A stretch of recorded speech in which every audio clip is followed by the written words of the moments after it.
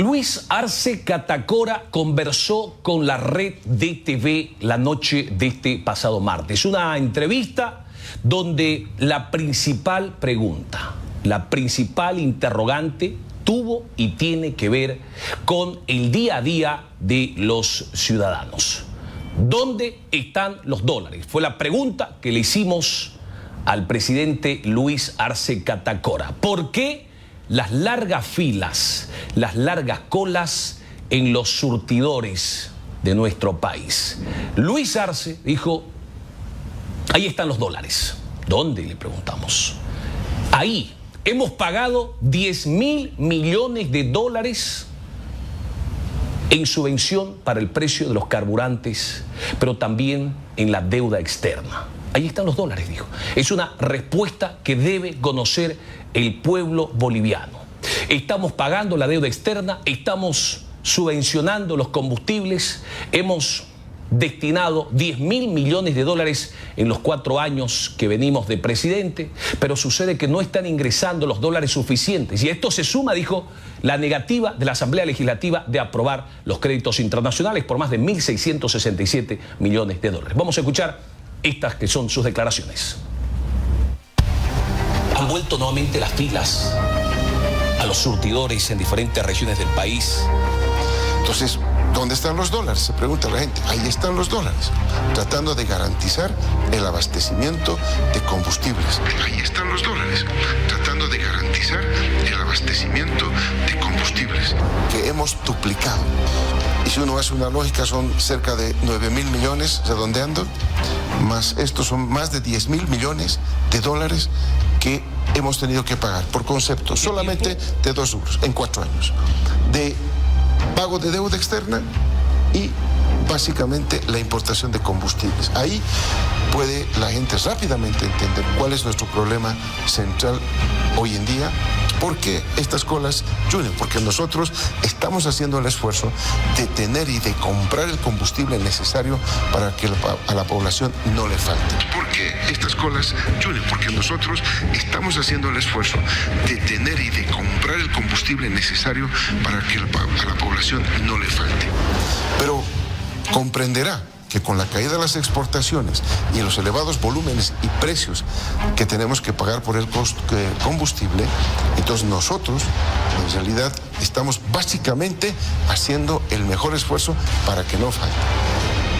Ese litro que debería costar en 12 bolivianos, 13 bolivianos, lo estamos vendiendo en 3.40 redondeando el precio del litro de combustible, y por lo tanto la diferencia entre 3.40 y 12, supongamos, es la subvención que lo asume el Tesoro. Cuando nosotros dejamos de firmar acuerdos con organismos internacionales, ya no nos entra dólares en la economía, pero sí tenemos que seguir pagando toda la deuda externa que viene del pasado, que nosotros estamos pagando actualmente.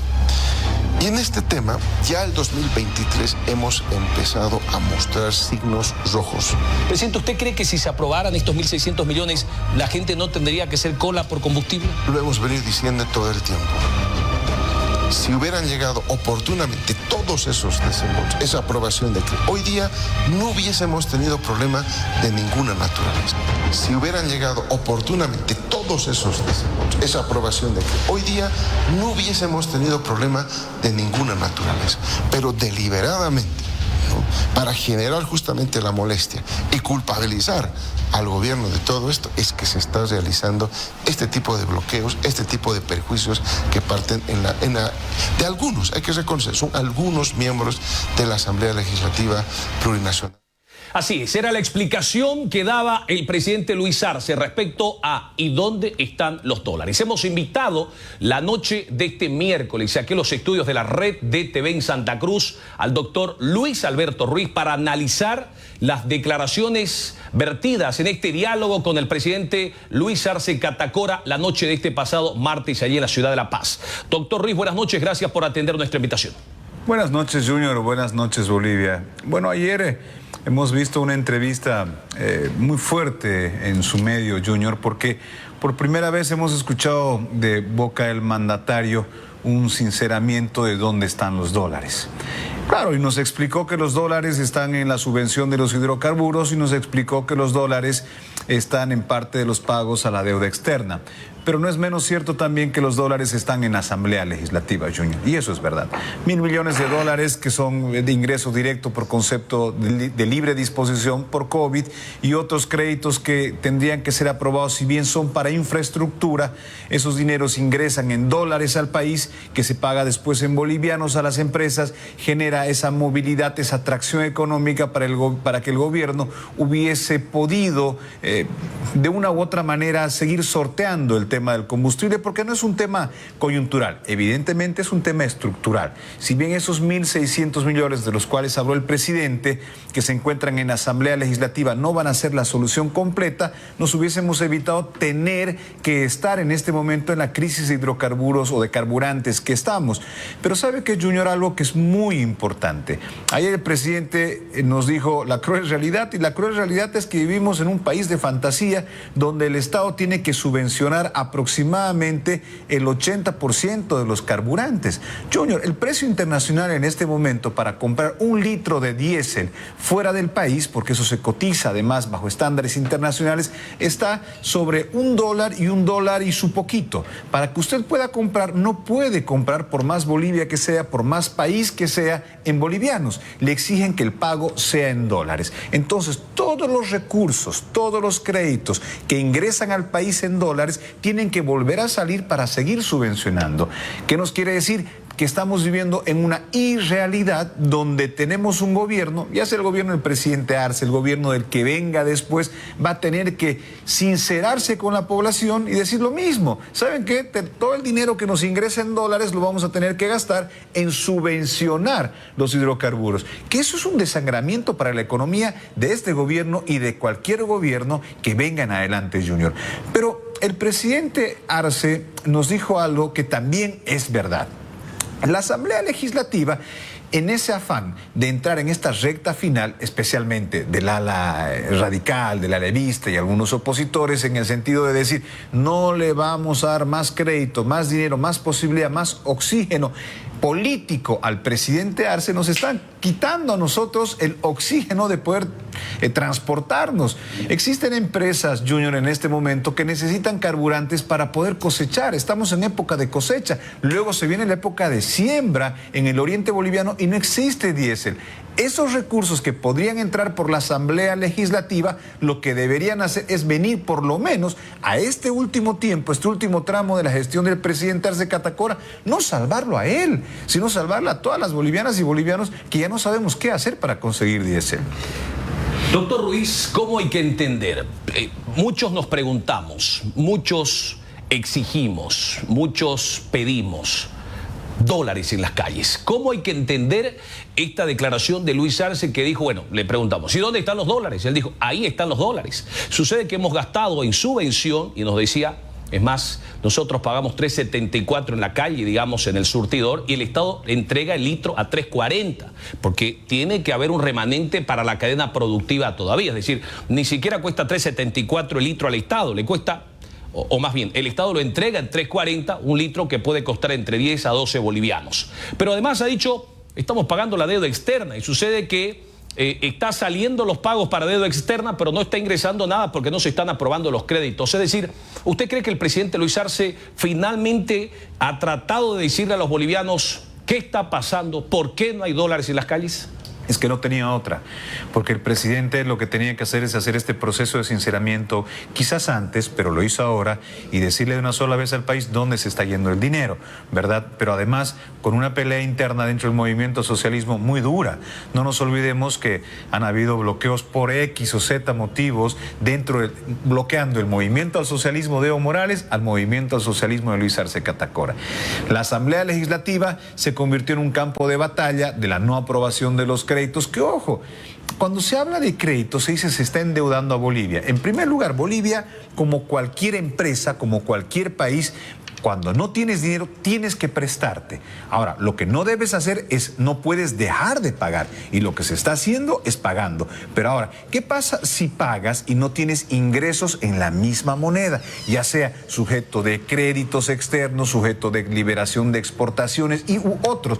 ¿Qué es lo que vas a hacer? Vas a terminar gastándote todas las reservas internacionales o todas las reservas que tengas del país.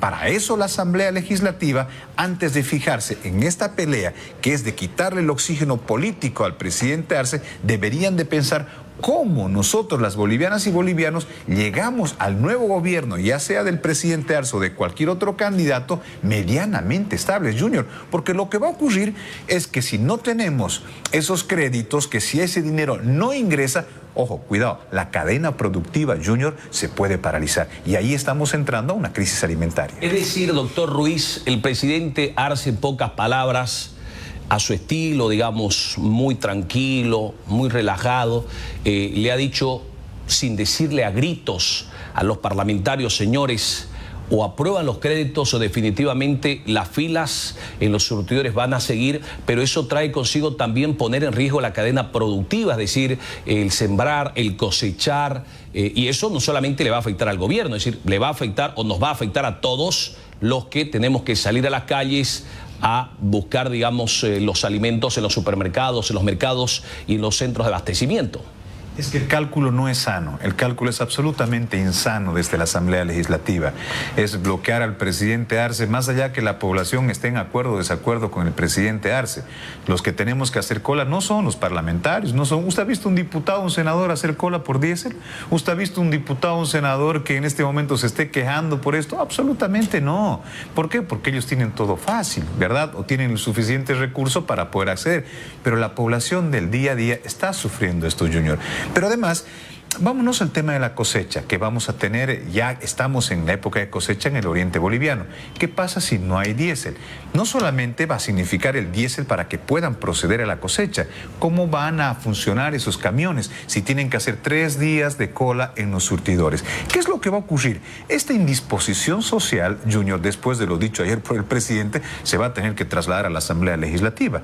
Y los asambleístas tendrán que decir si aprueban el crédito, más allá de que sea para el presidente Arce, que estos recursos, por supuesto, vayan a sostener lo poco de estabilidad que nos queda en materia, por ejemplo, del agro en Santa Cruz. La cadena productiva no puede parar, porque si esta cadena productiva, miren lo peligroso que le voy a decir, Junior, si esta cadena productiva es interrumpida por falta de diésel, por falta de dinero, por falta de dólares, no es el presidente Arce el que se va a arruinar, somos todas las bolivianas y bolivianos, y automáticamente los productos de la canasta familiar se van a encarecer, más allá del conflicto político que eso signifique para el presidente. El conflicto lo vamos a tener nosotros, ya con una moneda devaluada, imagínese con los precios caros, eso va a ser insostenible. Ahora, doctor Ruiz, eso en una parte, ¿no? El presidente ha pedido casi que a gritos dólares, y la única forma de que lleguen dólares es con créditos. Pero dentro de este diálogo que hemos sostenido con el presidente Luis Arce Catacora, habló de Evo Morales, y lo dijo así: Evo Morales. Sí, claro, le preguntamos, ¿ya no es hermano? ¿Ya no es compañero? Y dijo, no puede ser, bueno, dijo, no es mi hermano, no es mi compañero, dijo, una persona que me ha hecho tanto daño, una persona que ha pactado con la derecha, una persona que quería dirigir, dijo, e imponerse en las decisiones del gobierno nacional. A ver, vamos a escuchar las declaraciones del presidente Luis Arce y luego hacemos el análisis. Presidente, esa fotografía eran otros tiempos, presidente. ¿En qué momento cree usted que la relación con Evo Morales se quebró? Se quebró. Lo que nosotros hemos visto y lamentamos la reacción que ha tenido Evo Morales, el afán y su apetito de estar en el gobierno, de definir cosas, y no ha encontrado una mejor manera de crecer políticamente que ir desgastando al gobierno nacional. No ha encontrado una mejor manera de crecer políticamente que ir desgastando al gobierno nacional. Es decir, Evo Morales quería mandar, Evo Morales quería decidir, siendo que el presidente era Luis Arce, o es Luis Arce. Intentó varias veces, inclusive nos quería hacer cometer errores. En el nombramiento de ciertas personas en el mando militar. ¿No? O sea, le sugería nombres. Claro. O le imponía. No, ya los planteaba para que los nombremos. Y nosotros ahí evaluábamos, obviamente, la situación, y era gente que estaba comprometida con el golpe de Estado del 2019. Eso nunca lo hemos entendido. Y eso nos distanció, eso nos diferenció, porque nosotros lo único que queríamos es hacer una buena gestión. De repente es un detalle, de repente no, pero cuando empezamos a hablar de Evo ya no lo escuché decir compañero o hermano. ¿Ya no lo considera su compañero? ¿Usted ya no lo considera su hermano? No. Gente que pacta con la derecha no puede ser nuestro compañero. Gente que ha estado tratando de afectar la gestión, que no es mía, es de todo el movimiento al socialismo, ya no puede considerarse pues un hermano. Y está siendo atacado con solo, básicamente, tener un objetivo: intereses personales individuales.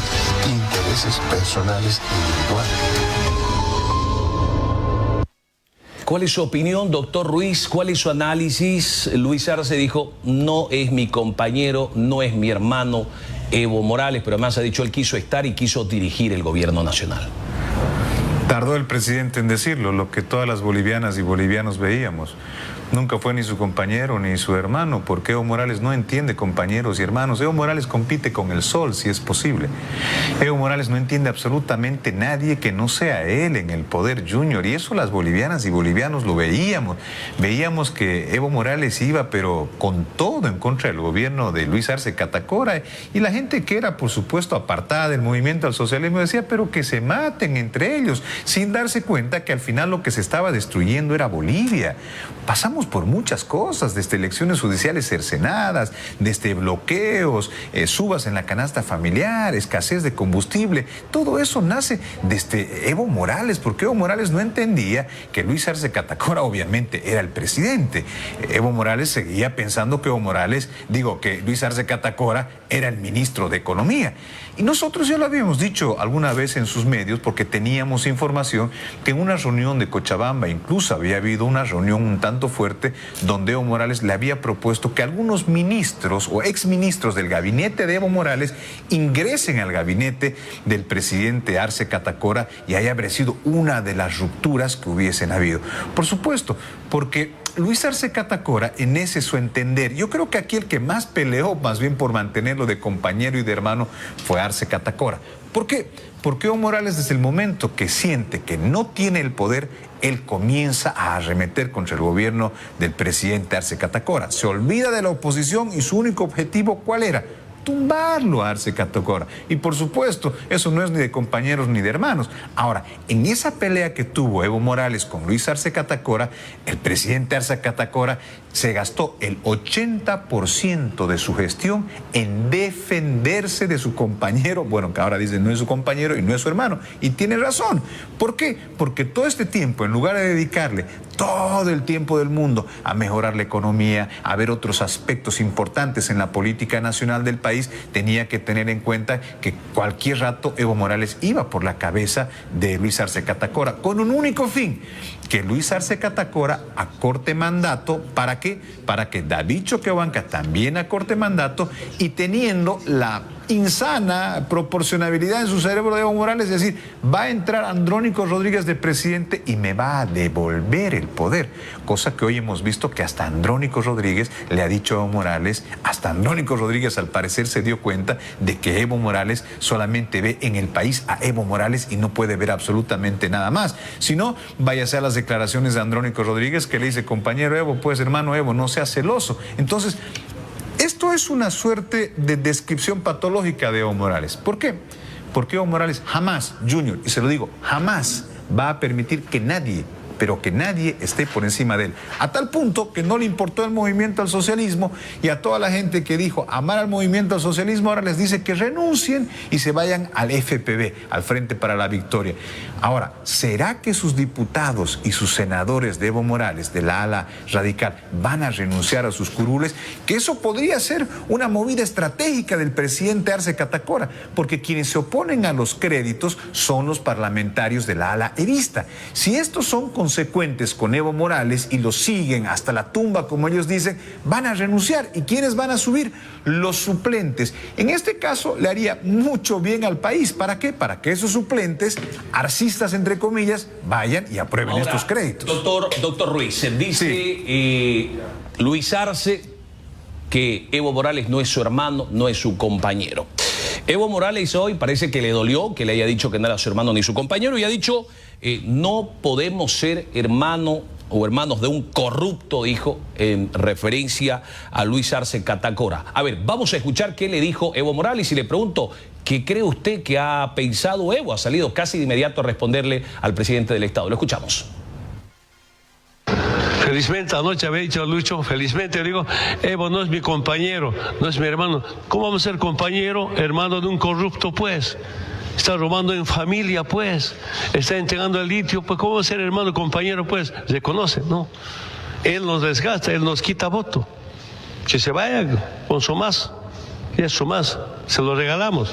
Nosotros vamos a parir otro movimiento político al servicio de la gente humilde. Quejándose, ¿no? Asamblea. No aprueben créditos en tiempos neoliberales. Con Goni. Él nos quita votos. No sé si lo dijo queriendo o sin querer, pero dijo, ¿cómo vamos a ser el hermano de un corrupto? Él nos quita votos. Es decir, Evo está reconociendo que Arce le está quitando votos. Pero a ver, Evo Morales le dice corrupto a Luis Arce Catacora. Más allá de las denuncias que puedan salir el día de mañana en contra de Luis Arce Catacora, será el presidente que tendrá que defenderse, ¿verdad? Pero lo que sí hemos visto en las épocas de Evo Morales, por ejemplo, el caso Zapata. O sea, ¿quién le dice burro a quién, orejón a quién? ¿Verdad? El fondo indígena, las platas de sus hermanos, de sus compañeros, de los indígenas, de los compañeros del movimiento al socialismo. ¿Quién se las robó? ¿No fue en el gobierno de Evo Morales? Oiga, 120 mil millones de dólares manejó Evo Morales por lo bajo, por lo bajo. ¿Dónde está ese dinero? Lo que deberíamos empezar es hacer cuentas, ¿verdad? Bueno, si Evo Morales dice que Luis Arce Catacora es corrupto, que comienza a demostrar dónde es lo corrupto, pero que también el gobierno de Luis Arce Catacora comienza a repetir todo el dinero que se gastó, se despilfarró, se robó en el gobierno de Evo Morales. ¿Dónde están esos dineros? Oiga, se perdían hasta juicios internacionales. ¿Para qué? Para que seguramente algunos bufetes cobren muy buena plata. O sea, el Estado era un fondo de pérdida, era una alcancía grande.